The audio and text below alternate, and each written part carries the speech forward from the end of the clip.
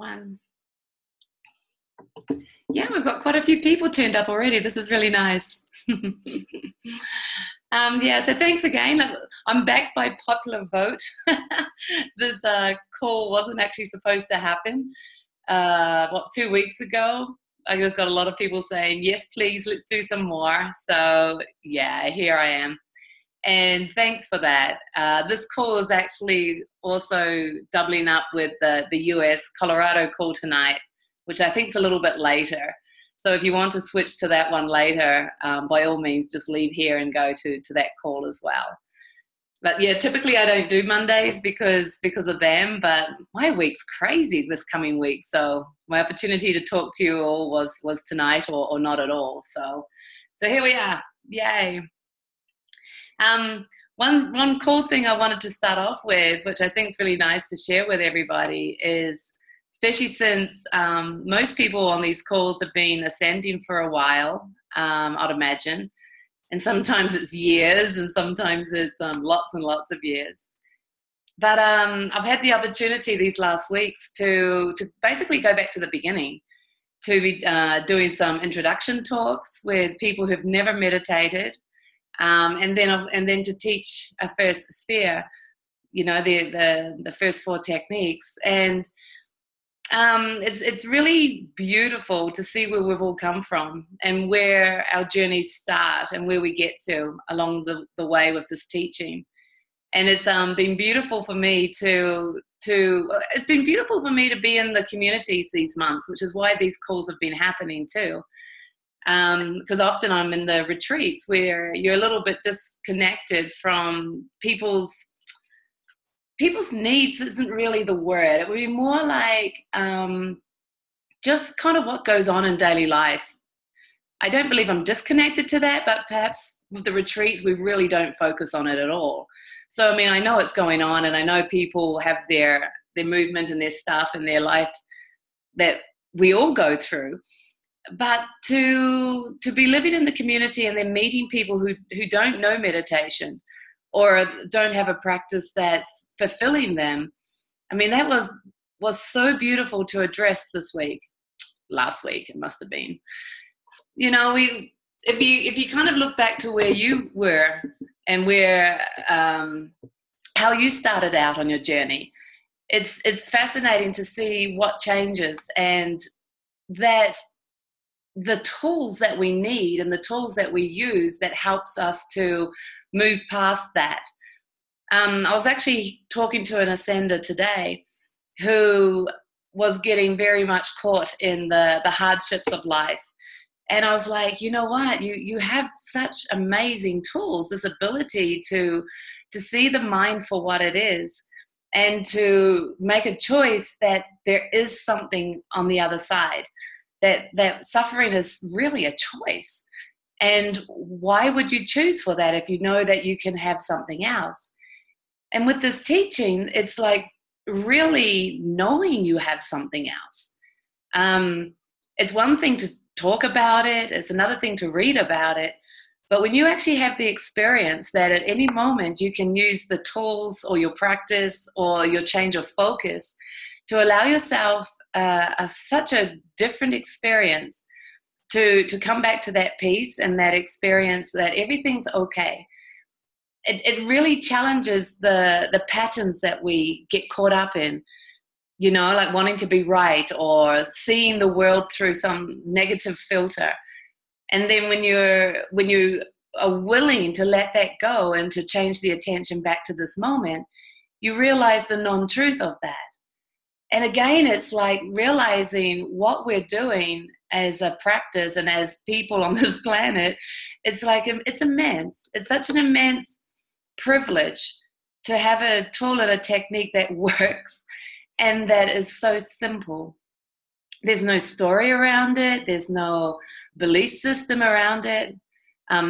There's a much belief system around it as you want. I mean, a lot of people have stories around the Ishayas and what it all means and what it all stands for, you know, whatever.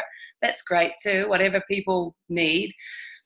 I get asked, like that was something that happened this weekend too. It's like, well, where do the Ishayas come from? Where does this teaching come from?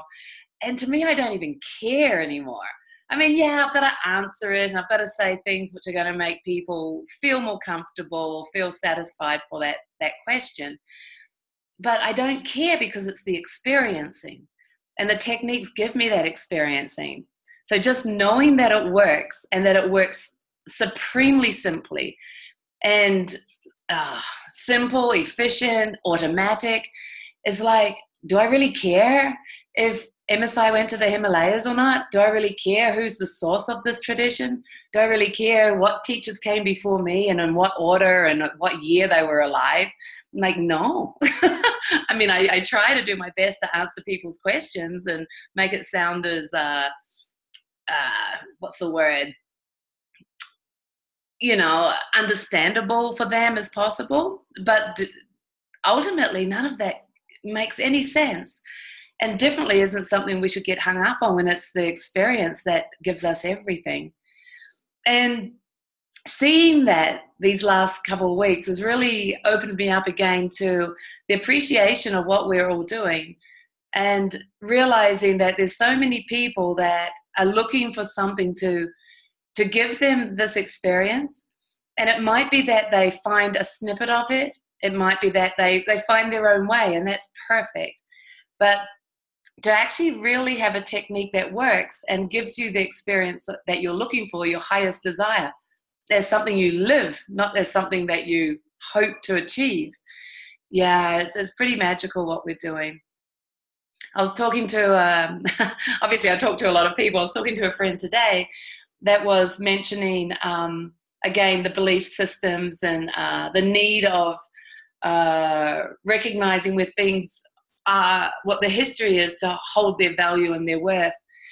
And I there wasn't much backwards and forth in the conversation. I was really just listening to what was being said, and that's always, a beautiful thing to do too, to just hear where people are at and what they believe in and where their intentions are. But as this person was talking, I was kind of like realizing that I'm so grateful that we don't need that.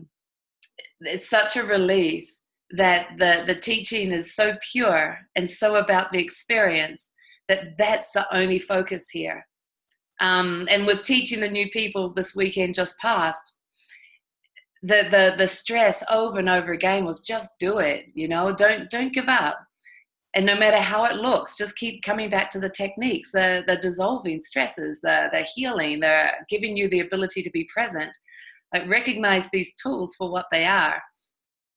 It's interesting because when we're newbies at all this, it's not obvious. So we might not see the changes, or we might not recognize the importance of just having simple peace and presence in our life.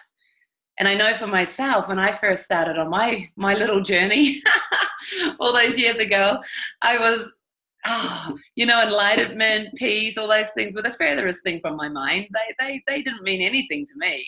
Those words were words that seemed so big and so far away and just impossible to put into my life. So it wasn't what I was looking for at all.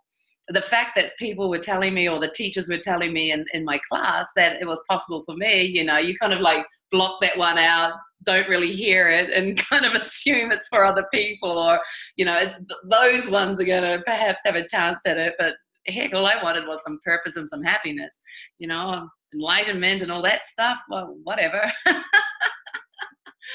And yet, as we all evolve with our experience, it's like recognizing that it's all available to us. And on the weekend course, it became more clear as, the Friday night with the highest desire, and then the Saturday is, what have you been experiencing since you've been doing this meditation for like 10 hours? A night and a morning, like, what's changed? Isn't that the most ironic question? Like, I saw you last night and I'm seeing you this morning, and what's changed in your life? And they're all just going, oh, I feel so relaxed. I've got so much peace in my life, and everything's like making me smile.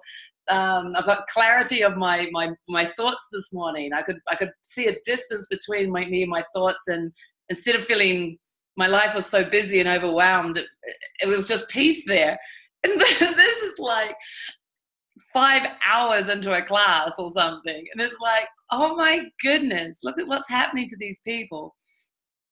So you get to the Sunday and they're just like melting in their chairs, blissed out, super happy. And like, do you remember what you told us on Friday night? Do you remember what your highest desire was?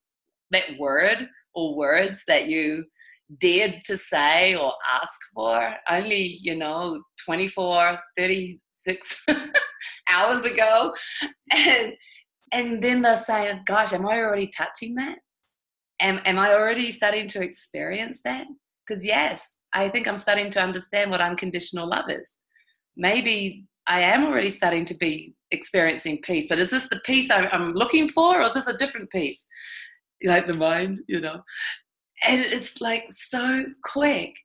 It is so humbling to see how quick this works, and that it doesn't take any force or effort, that it just takes a willingness to just do it. And that's our path forever.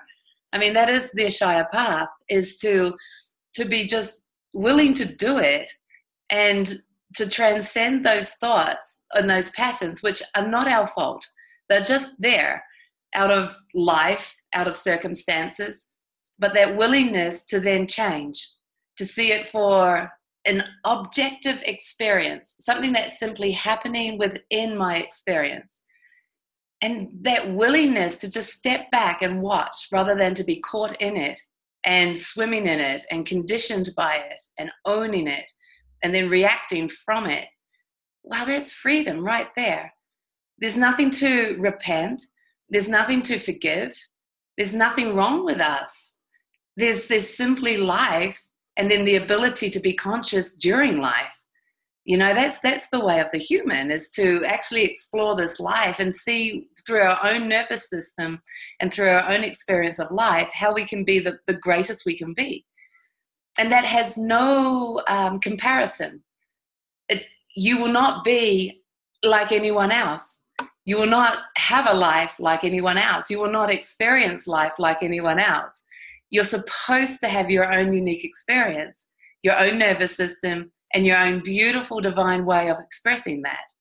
And so to trust that and to recognize that who you are is absolutely fine, and shall we use the word perfect, and absolutely deserving of the peace that exists in this moment.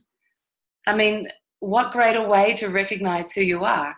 It's not conditioned to where the teaching came from. It's not conditioned to which teachers were in the lineage and what they did. It's conditioned to you. You are the one that's living this life and reflecting through you this present moment and how you turn up for life and share that. So these ideas that we have to change and fit in and mold and grow. I mean, the growing is natural. It happens anyway, but not from the mind.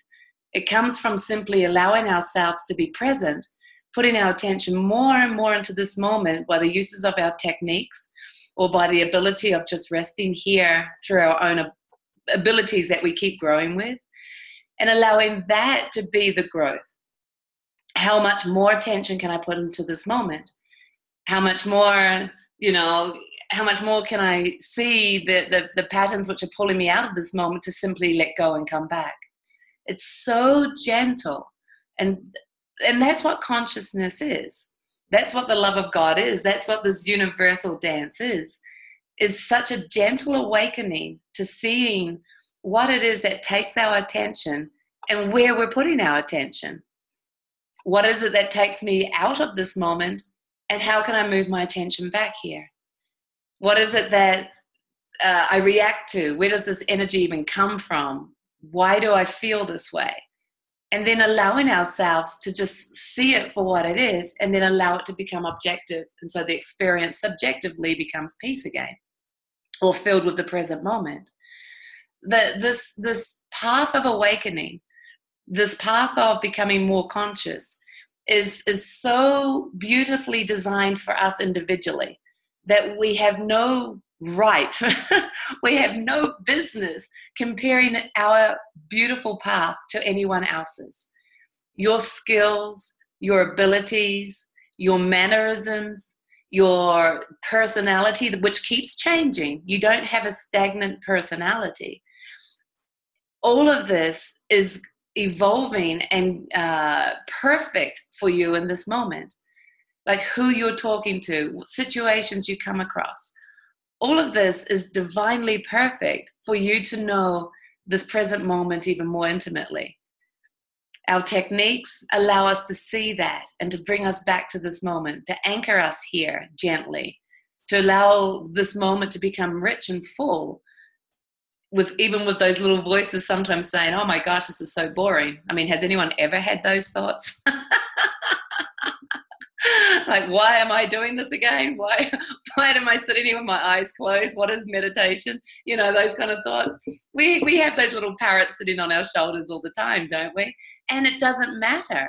It's whether you're listening to them and believing them or not. So it's not about that stuff being wrong. It's never about that stuff going away. It's never trying to change what you're experiencing. It's just not owning it. Don't own it as yours. And then allow that to be, if it's not yours, it automatically becomes objective again. It becomes something that you can look at, something that you can see. And if you can look at it, if you can see it, well, then it's not you. You know, it's outside or perceived to be outside of who you think you are. I mean, that's a whole nother talk, you know, about who you really are. But if you're perceiving something as outside, like in the distance, where's my camera? Like outside, then who's watching that means that you're able to be freed from it. And that's what the techniques do. It creates the gap. That's what learning to become present does. It allows you to have that freedom to be in this moment, and whatever's moving through your experience simply moves. Thoughts, emotions, la, la, la. It's not there to be changed. It's there because it just is. And it's fine. It's not who you are. So let's go to that other little sneaky comment I just said. So who are you really then? If these things are perceived to be outside of you because you're able to see the thoughts and the emotions or the reactions as objective, well, then it looks like it's outside of you, right? Investigate that. Play with that. See what that's like for you as you meditate, as you ascend. See what is your truth. And it might be simply that, or it might be that the thoughts are really, really sticky and just getting that little bit of space is quite challenging. Who cares? It's your experience. It's your journey. You know, allow it to be whatever it is. But it's very common that by just simply investigating what's going on in our experience, that by simply becoming more present, the amount of the thoughts can slow down. The amount of the thoughts might even disappear. And that's not because the thoughts themselves disappear. It's because the attention on them has changed. And so when you're not consumed by them, when you're not watching them, when you're simply instead more conscious of just being in this present moment, you have less attention on what's moving and what's reacting in your experience. So it's really natural that you start to have the experience that there's the observer of what's happening. And then it's like, well, then who's me? Well, I'm the observer, obviously. You know, it's my eyes, it's my attention. By playing with that, you start to see that perhaps that's not completely true. Is there really me and that stuff that's moving through my experience? Is that really what's going on? Well, that's an interesting thing to discover, because it starts to get a little confusing there. Well, not confusing, it's curiosity is perhaps a better word. Like, what actually is consciousness? What actually is happening when I close my eyes? What actually is this alertness? What actually is inside or outside of this experience? Are these thoughts outside? Outside of what? Where does the experience go to? Where's the line between inside and outside?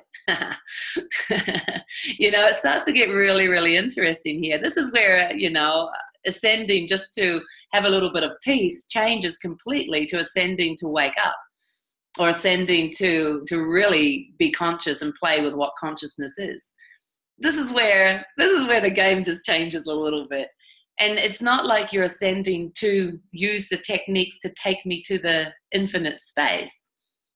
you're using the techniques to anchor it and submerge yourself completely into this moment forever, into this timelessness that exists beyond the time of this world. And we all know that, because often when you ascend, you open up your eyes and it feels like you've been ascending for 20 minutes and it's only been a few minutes. Or the opposite way around. It feels like you've been ascending for only 5 minutes and it's been 20 minutes. Did I just say that, or did I just change it around? Anyway, both ways. I can't remember which way I said it. You know what I mean? Sometimes it feels short and sometimes it feels long. And you look at your watch and you go, oh, it's the opposite to what I've been thinking. I think I explained that right. Anyway, it's not important. The thing is that when you are in the present moment, you're beyond time. The time is happening in the awareness of this world. It doesn't necessarily exist or have too much importance. When you're resting in the infinite space, we live in this world, but we're not like conditioned to it. So yeah, we watch the sun come up, we watch the sun go down, but there's an experience that's eternal and doesn't change and doesn't get affected by anything. And when you're putting your attention more and more into that space, well, then you start to really understand what the eternal nature of things is all about. You start to actually have an experience of this eternal now. Like, what does that really mean? It makes no sense to the mind. There's now, there's the past, there's the future. But when you're resting in this moment, and this moment is just continuous, then that changes the dynamics of time. You actually start to go, well, actually time, how does time exist? Because when I'm just resting in this moment, it's just constant, like forever. So all these questions start to happen just by investigating your experience. And how on earth can ascending be boring when you've got all this stuff to investigate? Anyway, when we're conditioned to thoughts and when we're going back to thinking all the time, which happens, that's when that thought, oh, this is boring, can be appealing. It can become truthful. But when you're resting in the present moment and allowing the techniques to just anchor you and experience and experience and experience, then your relationship to the thoughts and to the presence completely starts to change. And that's where, to me, it gets super exciting. What is that space? What is it like to just rest there? And then with your eyes open, what is it like to live there? To go to work from there? To engage conversations from there? To work out what's going on in your day from there? This presence doesn't go away just because you start to get active. It definitely doesn't go away because you open up your eyes. It's the infinite. And let's just talk about that for a minute. The infinite's everywhere. It doesn't stop. It doesn't go away. And so that comes back to what I was just talking about, the inside and outside experience. When thoughts start to look like they're objectified, they're outside of me, this me that watches, this me that's aware. When the thoughts seem to appear to be outside of that, it seems like there's me watching those things. But when you start to recognize the infiniteness, if that's a word, of that experience, it's like, well, where does the infinite begin and where does the infinite end? Like, where's the inside and outside here? How can the thoughts be outside of the infinite if everything's infinite? It's like, this isn't making sense. And no, it doesn't, because the mind is conceptual. And this is beyond the mind. It's into the infinite. Like we keep going around in circles, right? One time I got told to read this book called Vashista's Yoga. And I don't know if any of you guys have even picked that thing up. And if you dare to, you might want to put it down really quickly, because it's really a brain fryer. And it's really story within story within story about people's experiences of waking up.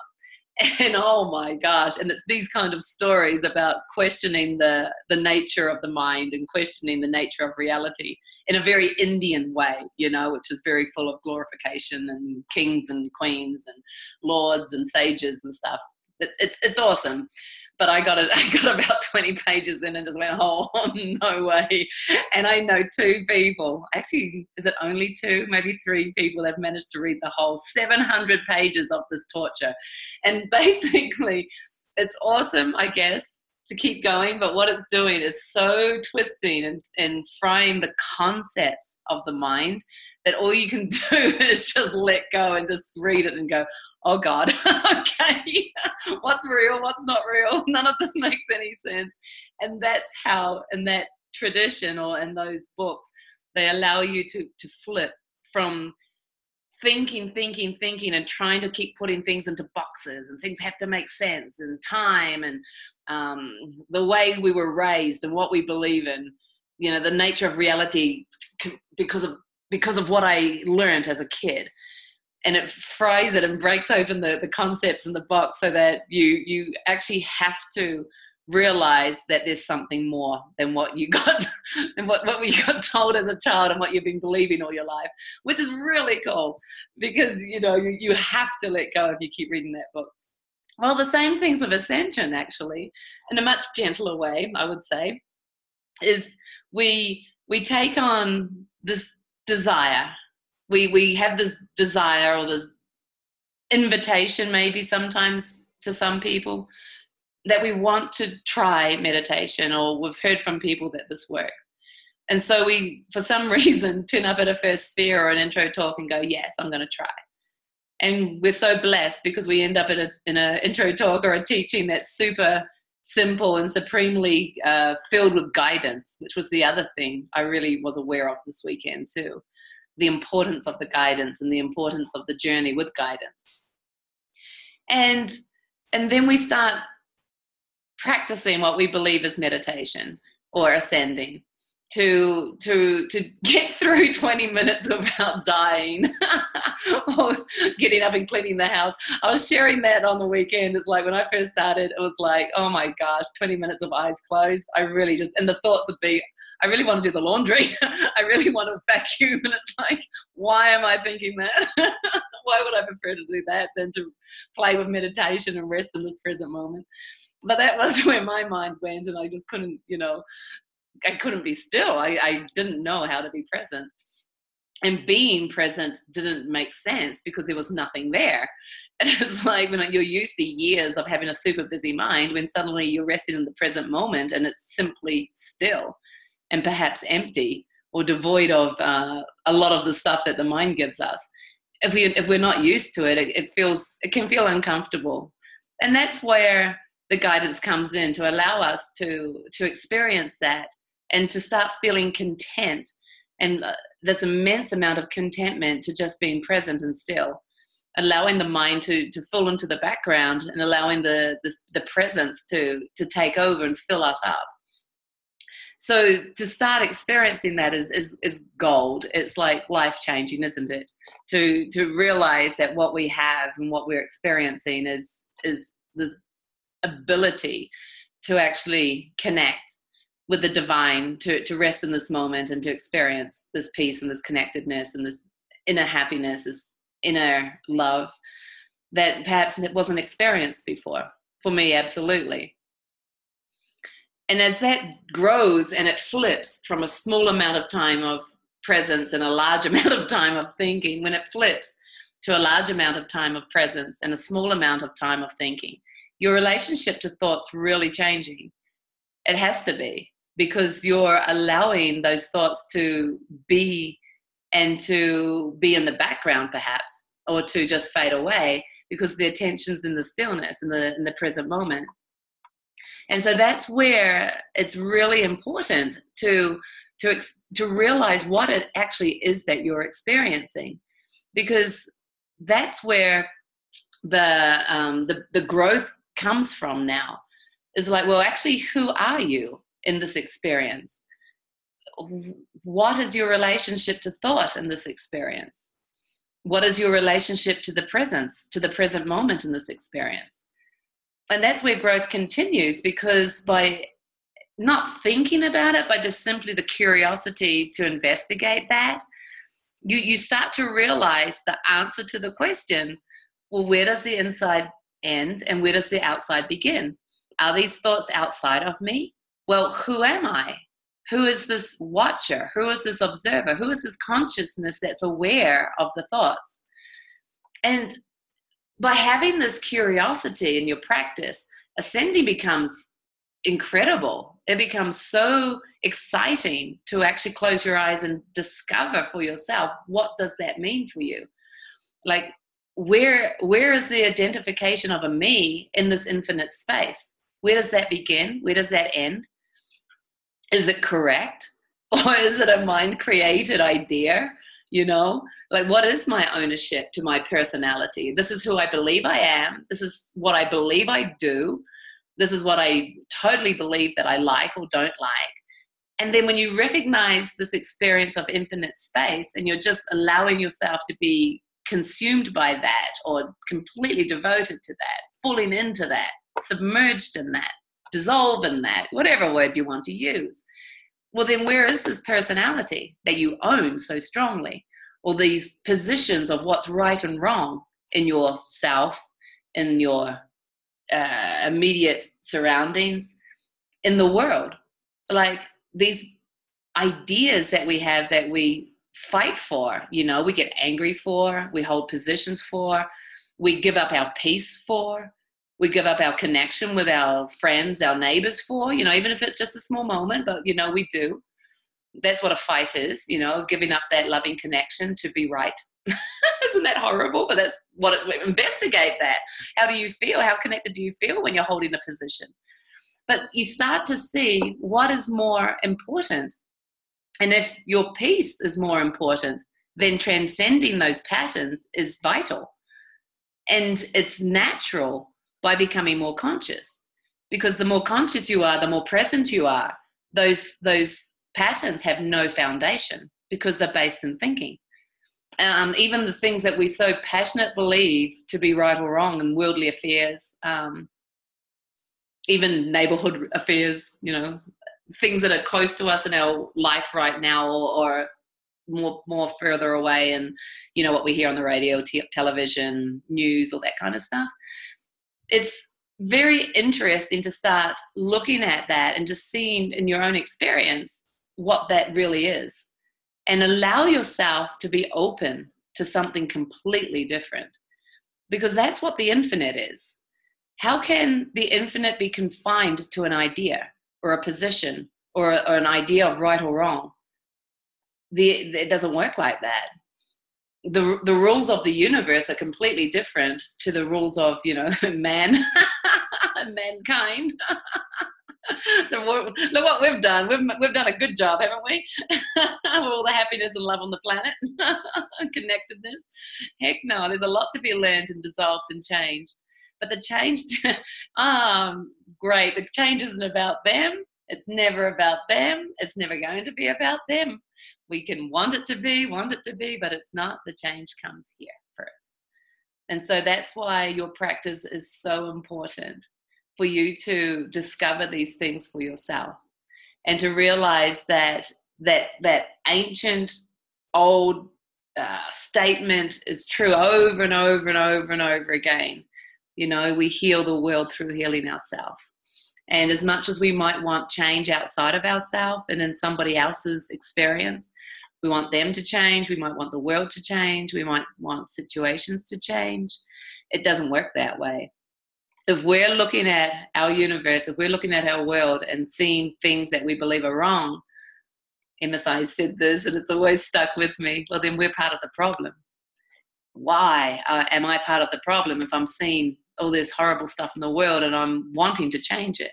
Well, because what you put your focus on grows. And so if you're focusing on the wrong, your energetics is actually creating the wrong. You don't actually create change by staying within the box. You create change by going outside the box. And the way to go outside the concepts is to come back to resting in the present moment. It's the only way to go outside the box. It's the only way to rise beyond the patterns that already exist. It's the only way to rise beyond the ideas of what's right and what's wrong. And so the ability to be present, the desire to close your eyes and meditate, the ability that while you are meditating to be more conscious and to see the thoughts and patterns and reactions as something that simply is outside of yourself, once again we'll come back to that, is vital. It's vital for the planet, actually, because the energy that you're then creating is being put on something completely different than on ideas and opinions. And that's how you become part of the solution. You're part of the problem if you're caught up in what's right or wrong, because that will always be the ideas from the mind. You're not outside the box then, you're in the box. One, fighting for what's good and bad, right or wrong, left, right, up, down, who knows? It's within the box still. But once you start to experience this present moment and starts to dissolve the idea of what's right and wrong, you start to experience just simple contentment, infinite peace, unconditional love. It's like, yay, there it is. There's the answer. Experience that love. And when you experience it consciously, it's like, do you know how many people you affect from that? Let's say everybody, because everyone's connected in the stillness.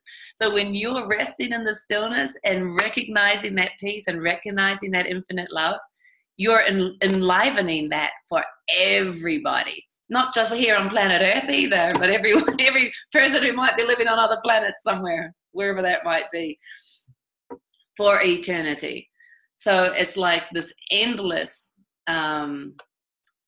experience that is enlivened by you placing the attention there. So desiring to got my word out, desiring to choose to go beyond patterns is immense, absolutely immense what you're doing. So let's get back to this interesting question I keep running away from about what did I say? The thoughts are outside of ourselves. They appear to be outside of ourselves. And so we are the observer, and the thoughts appear to be outside of ourselves. And I said that's not necessarily true, but it's a great start if we're having that experience.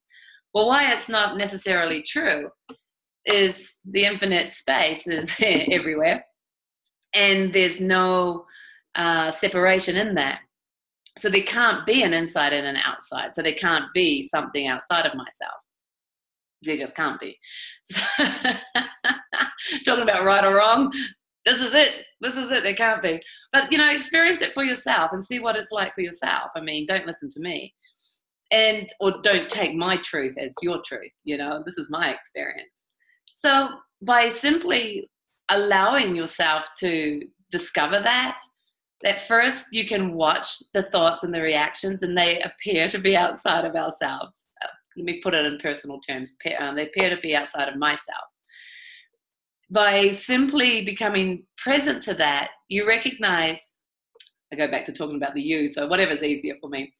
We start to recognize that the stillness is formless and endless. There's this experience in all of us when we're simply present that is infinite, eternal, meaning without end, without barriers, without restriction. And so when you're conscious of that, the movement is simply happening within that, which is really, really good news, because it means who cares how much thoughts you're having, and who cares how strong they are, how many there are. They're simply moving within the experience of the infinite. It's sort of like clouds passing by on a sunny day. It's like looking at the sky, and there's this infinite space, or the sky that goes on forever. And then you notice there's clouds there, and it's like, well, who put those clouds there? Well, who cares? How many is there? Well, it doesn't really matter. And who knows? And how long are they going to be there for? Well, I don't know. And they seem to be getting more. Why? They just is. Now they're getting less. Why is that? Oh, it's just there too. And is there a place where the sky begins and the sky ends, and the clouds start and the clouds end? No. Why not? Because it's simply happening within that space that we call the sky. You with me? Have I got any nods? Okay, good. So consciousness is exactly the same. Sorry, I've got the computer on a chair and I keep kicking it, so I'm shaking all over the place. So consciousness is the same. It appears at the beginning that there's me and the thoughts. There appears to be me and the clouds, right? And when you start to just really look at your experience and see what's going on, there doesn't seem to be a start and a finishing point. And so there shouldn't be. but you'll discover that. And so then where are these thoughts? Well, they're just simply moving through the experience that you happen to be observing. And so does it matter how many move through? No. Can you stop them? No. Sorry, you can't. You can try, but you can't. Does it mean anything if you have less? I don't know. Maybe to you it might. Doesn't to me. Does it mean anything if you have a lot more? Not to me it doesn't. I don't know about you either. And so the more that you just allow these experiences to just be in your experience, you realize that it's just happening. Oh my gosh, can you imagine the relaxedness, the release, the what's that word? I'm losing my English. I've been talking in Spanish and Spanglish. The release, that's not right. The relief, it's the relief. Oh my gosh, there it is. Can you imagine the relief when you don't have any control over your experience and you're just there watching and allowing and being grateful that the fact that you can watch and you can allow. And in that ability to just watch and allow, you just recognize that whatever's happening is fine and that there's nothing to fight. There's nothing to hold on to. There's nothing to control or try to do. And instead, all you're doing is allowing whatever is happening to be absolutely fine. Can we use the word perfect in here? That your experience is perfect. And that all you need to do is be aware. And then in being aware, you've returned to your natural state. And in this awareness, you're conscious. See the link of those two words? And that consciousness is simply observing what's going on. It's like consciousness observing whatever, the screen of energy that moves, the screen of thoughts, emotions, whatever you want to call it. But it's like there's no judgment in that. There's nothing wrong with what you're experiencing. So by playing with that kind of awareness and that kind of alertness, where are these ideas of separation? Where are these ideas that I've got to get somewhere? Where is the idea that I'm doing it wrong or doing it right? Got to try harder. Where is this idea that I have a goal of what I believe is enlightenment and I'm getting there? Like these ideas are the mind. These ideas of thoughts that actually don't have any place or reality when you're resting in this present moment and simply observing what's happening. You have to leave this present moment to think, I'm going to get there soon. One day I'm going to wake up. Soon I'm going to have union with God.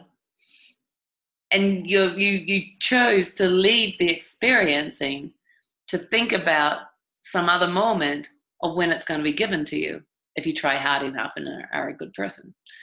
And so the trap is always coming back to seeing the mind. The trap is the thoughts. And they sound good. They sound convincing. They sound, and things we should be listening to. And isn't that amazing that it doesnent matter what you are experiencing, how you experience anything. Someone a couple of weeks ago was mentioning nightmares. And it doesn't matter how things move through our nervous system. Body pain, intensity, the heart beating really fast. Like, why is it happening? We put so much ownership onto things that we can just simply be aware and to let go of and to allow it to just simply be there so that there's not actually a problem with what we are experiencing. Why it happens, who knows? There could be millions of reasons why and which one's correct. It's like it's not important. Well, if it is important, you'll try and find your answer. And the answer is always comes back to whatever truth you want to believe. Whichever truth, fits more comfortably with where you're at. And where you're at will always keep changing, which means your truth will always keep changing, those answers. The only truth that doesn't change is the experiencing of this present moment. Your truth. That's your purest truth. When you rest in this moment by using this teaching and just allow yourself to be content here now and experiencing what it is, whatever's happening in your experience now, that's your truth. You experience it, so no one else can tell you it's not right. It's yours. And that is what makes all of this make sense, because it's like when I choose to try and work something out or figure something out, we know how that can feel confusing in comparison to when we just let things be and we give more to this present moment. We surrender more, we allow more, we give up control, just give up. But that's when we realize that we're actually experiencing now and living from the now, and that's our truth.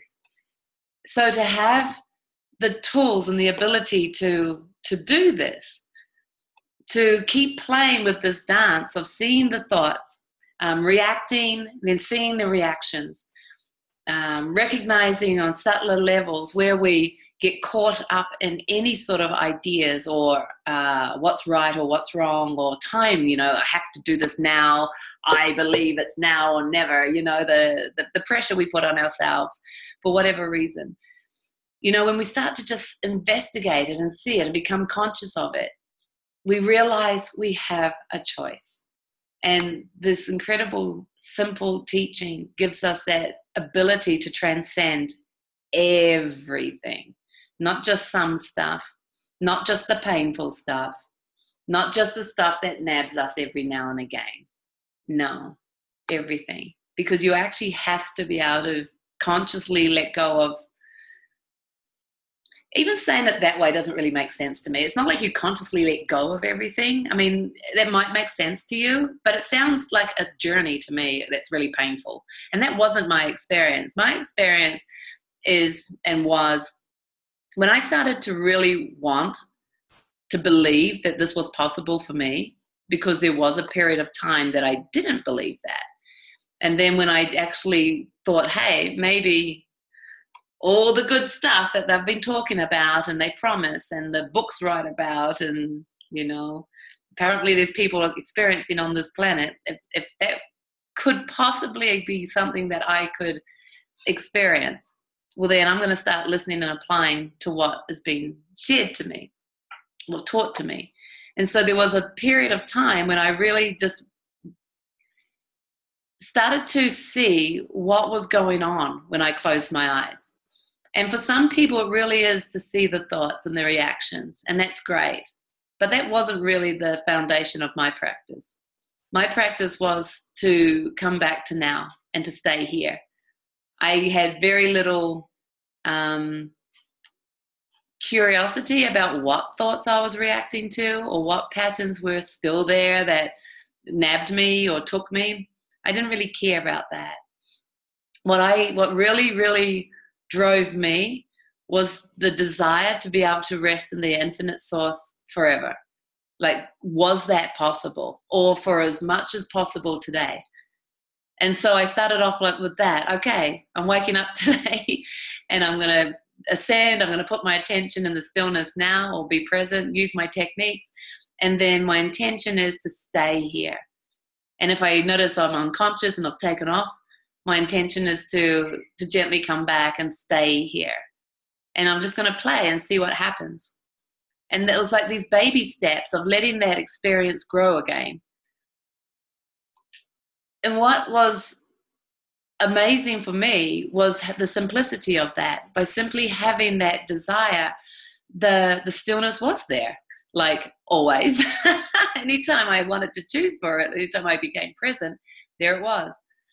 So it wasn't like this mysterious thing that I had to be a good girl and find if I was doing it right, or, I've been a bad ascender for the last 2 weeks, so maybe it will slowly come back to me. No, it's instant. there's nothing to be forgiven for if you feel like you've screwed up your practice for a bit or forgotten. Or we had a girl on the weekend, she said she'd fallen off the wagon. I thought that was funny because I'd only heard it to do with alcohol, but she used it in regards to ascending, that she'd fallen off the wagon, and I loved it. So we had that joke running all weekend, actually, which was really fun. But it's the same thing. It's like life happens, we forget, or sometimes we just don't believe anymore, or sometimes, we just get bored. It's the same techniques over and over again. Why am I still doing this, 5 years later? It's the same techniques. And you know what? That's what's amazing to me. I've been ascending for 15 years, 16 years, something like that. I've had the first 4 techniques for that long, and I still appreciate them. I haven't appreciated them all the time. I've been one of the people that's fallen off the wagon once or twice too, and wanted to walk away. Even as a teacher, there was a time when I just went, no, don't want this anymore. I want a different life. So, we all go through our stuff, right? But for me, it's like when you start to just play with it again, and you start to just, okay, commit. I'm going to do this. I'm going to give it a go. I'm going to, whatever it is for you, practice ascending 3 times a day, or see how much more I can rest in this present moment that I know. Or if I don't know that experience, I'm going to use the techniques and really see that space between the thoughts and me watching, like play with my alertness.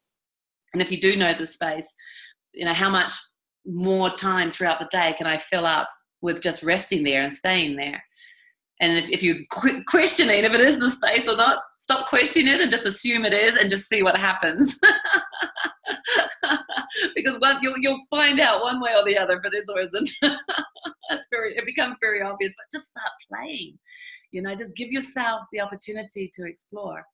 And for me, it was always about the stillness. I really didn't need to know what patterns were hooking me or what thoughts I was thinking. Maybe I did. I don't remember it being that way. And I remember one time hearing, if you can put your attention in this moment and just stay there, why do you need to leave if you can stay there? And if it's unconscious that you leave, when you're conscious again, stay there. And then you notice you've gone, but you're conscious, it's like, just stay there. So there wasn't this idea that I've got to come back and find it. It was just like, be present. And then when I'm present again, be present. When I'm realizing I can be present, be present. And just see what it's like to grow that being present muscle. That beautiful ability to just stay here now.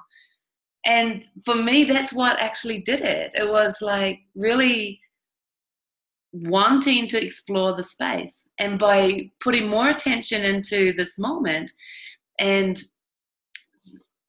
seeing when I got hooked and when I went off thinking, that I started to really see that the space, this present moment, this eternal space of consciousness was infinite, meaning it was always with me.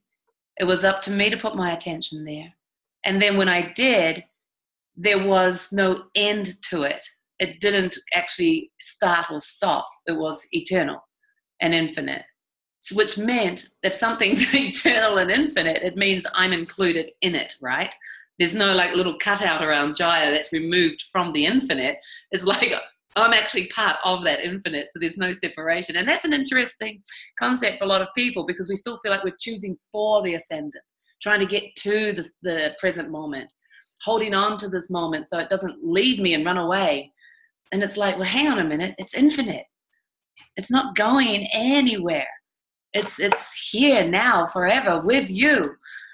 And then by allowing that, you realize that even that starts to fade.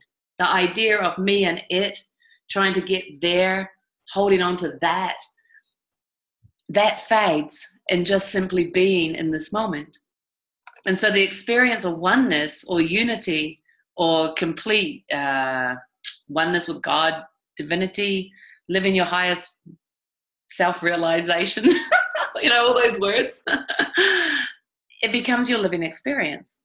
And so, yes, this is a teaching that gives you that. This is a teaching that can make you free. This is a teaching that gives you your birthright. the experience of unity or oneness or full consciousness, enlightenment, full human realization. I mean, the list goes on how people describe it. But yes, it's true. And the only thing is that we think, so we're separate. If we recognize that we don't need to think and that we start to realize the relationship to thought, we start to realize we're not separate. We start thinking again, there's separation.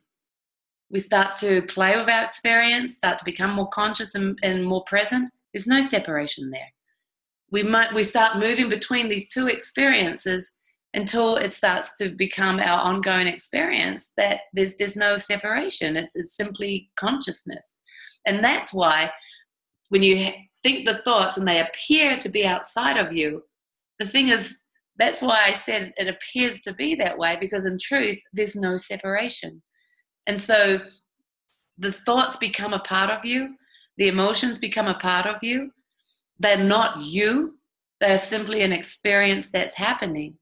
And so when you start to change your relationship with all these things that we judge, you can start to realize in your own experience that all of that stuff that we judged or tried to stop, like the thoughts, didn't like those emotions, we start to have, it's not like you start to have compassion for them, because it's almost like a cop-out or you know, if we go, oh, it's okay that it's there, it's just there and it's okay. Well, if you're still labeling it, well, then you're still owning it, right?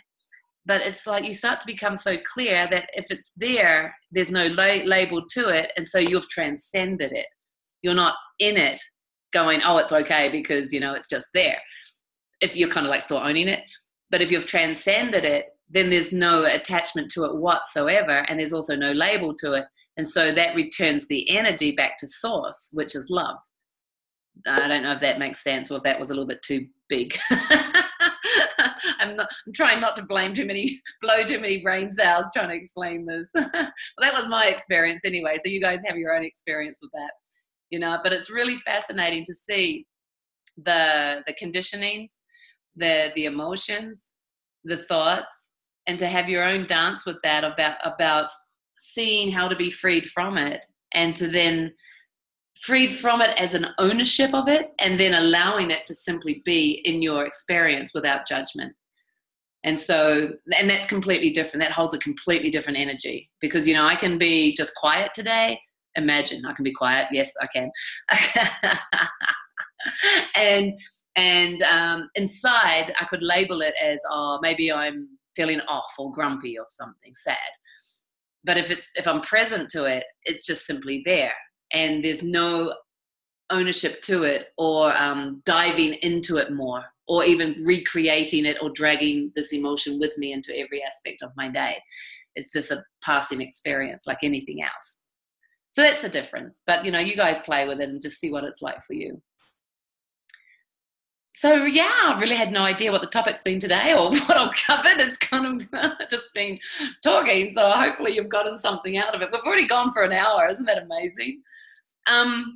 Yep, she can talk. So do you want to ask any questions? You can unmute yourself and ask anything. Otherwise, we'll start getting ready to wrap up in a little bit. I never cease to amaze myself when I do these things. It's like, well, I just talked for another hour. Yep. But consciousness is fascinating to me. It has so many facets. We all have so many facets to who we are.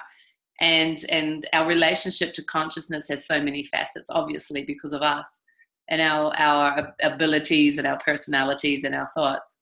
And so to me, it's a fascinating discussion, definitely. Well, I can't call it a discussion because I haven't let you guys talk yet. So if you got any questions, this is your time. You can just unmute yourself and ask.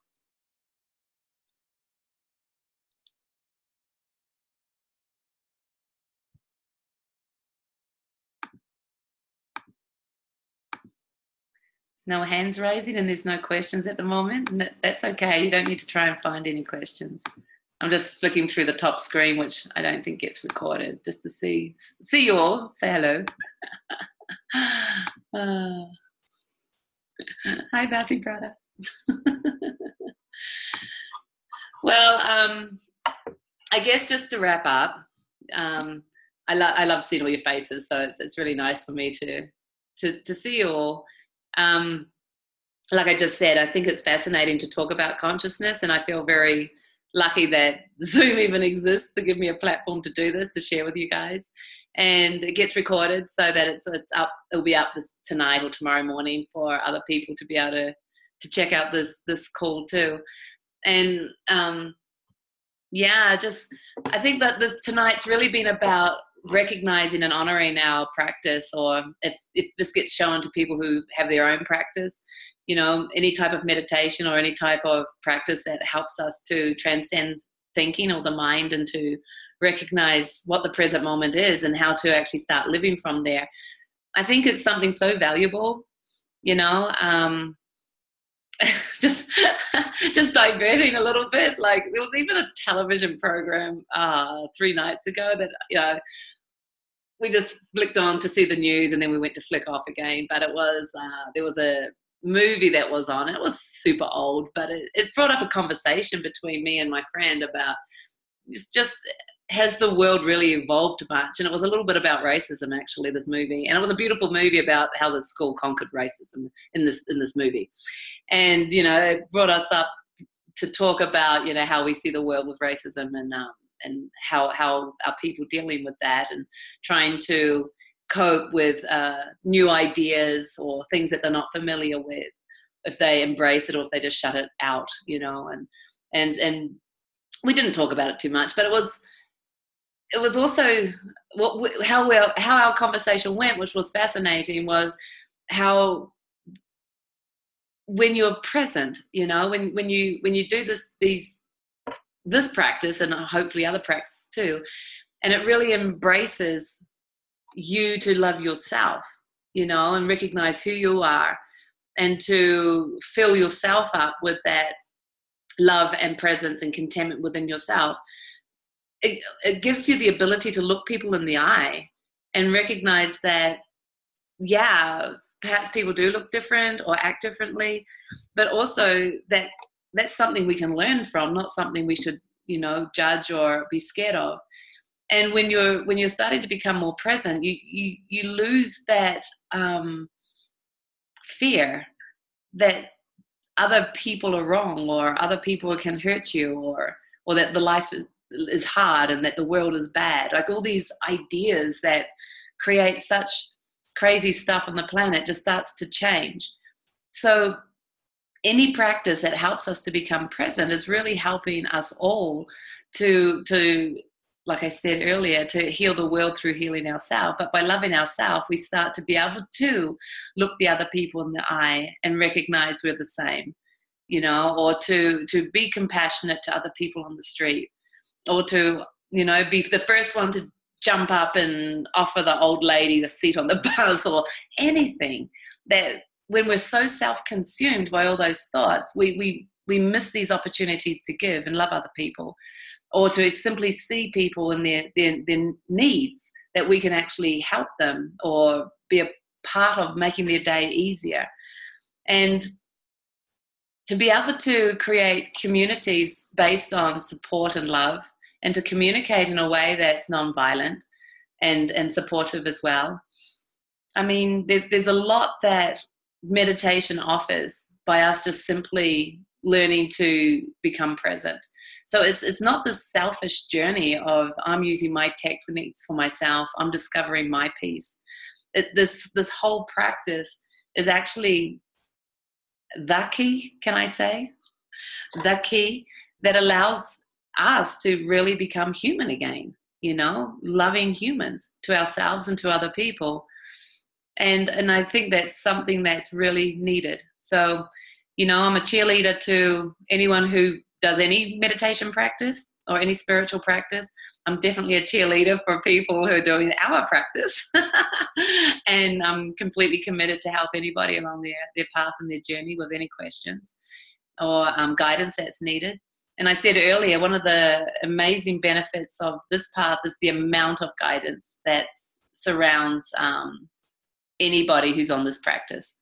So if you have any questions, if you have any needs, if you have any ideas even, you know, just let any teacher in your community know, and see how you can be supported in any way possible. So we're all doing a great job. Shining lights, shining little lighthouses all around the world. So it's amazing. Okay, everybody, if there's no questions, I'm going to say good night. Is there any questions or anything you want to share?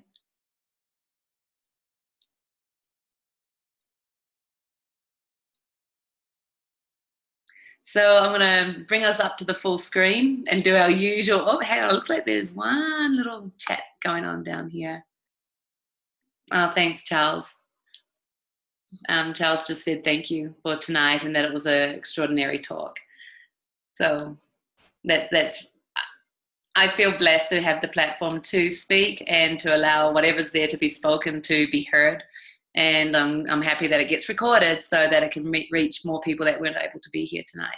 But yeah, once again, hats off to you guys. Don't stop doing what you're doing. Make your practice important. Be committed to it. Be committed to daily, you know, ascending or whatever practice you do. Eyes open, eyes closed. Make this your living practice, not something that here's my spiritual practice and now here's my life. That doesn't work. Don't have separation anywhere. Bring your spiritual practice into daily life. Bring daily life into your spiritual practice. You know, live this teaching. Bring it into every action that you're doing, every conversation that you have. You know, practice what this teaching is in daily life, and have fun with it. You know, explore yourself and explore how you relate to your world, and yeah, just keep going. This world needs you, and I think you're amazing. So. Thank you. Lots of love to you all. Say goodbye if you want. This is goodbye time from around the world. Hi, Jaya. Hi, Yaya. Oh, good to see Bye, you guys. all. Love from Juarez. Good to see you guys.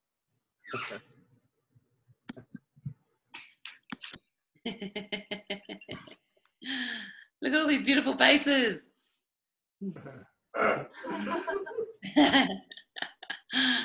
And the beautiful top of Avalokiteshvara's hat.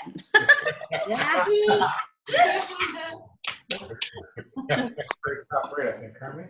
Yeah. We're at the very top right. Yeah. Oh, yeah. Love you guys. Love you too.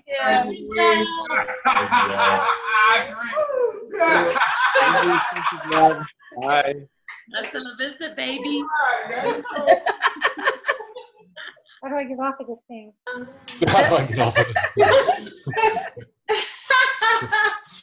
I'll see you all in 2 weeks' time. See you in the next one. Yeah. Thank you. Bye. Cheers. Yeah.